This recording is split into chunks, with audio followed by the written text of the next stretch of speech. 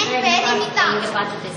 என் பெயர் நிமிதா. நான் 8ஆம் வகுப்பு படிக்கிறேன். நான் கடல் வள்ளலை பற்றி சொல்ல வரேன். இவர்தாங்க பாரி. பரம்பு மலையை ஆட்சி செய்தவர் பாரி.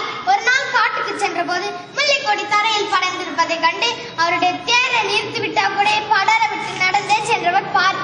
அடுத்ததாக திருமுடிக்காரி. திருக்கோவலூரை ஆட்சி செய்தவர் காரி. தம்மை நாடி வருபவர்களுக்கு குதிரையையும் நாட்டையும் பரிசாக வழங்கியவன். அடுத்ததாக அதியமான். அதியமான் தனக்கு சுவையான நெல்லிக்கனியை ஔவையாருக்கு கொடுத்தார். ஏனெனில் அந்நெல்லிக்கனியை உண்டவர் நெடுஞ்சாலை நீடூடி வாழ்வார் என்று சொன்னார். அடுத்ததாக ஆயாண்டிரன். வேலை குலத்தினர் பொதியமலை நகரினை தலைநகரமாக கொண்டவன். தம்மை நாடி வருபவர்களுக்கு யானைகளையே பரிசாக கொடுத்தவன்.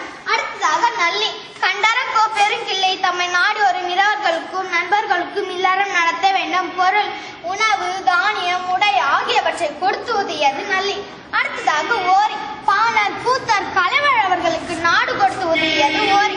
அடுத்ததாக பேகன்.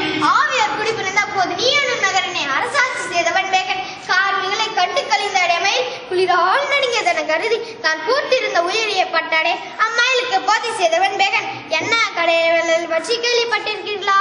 இவர்களால் அக்காலத்தில் வாரி வாரி கொடுத்துதான் மாறி மும்மாறும் பொழிந்தது.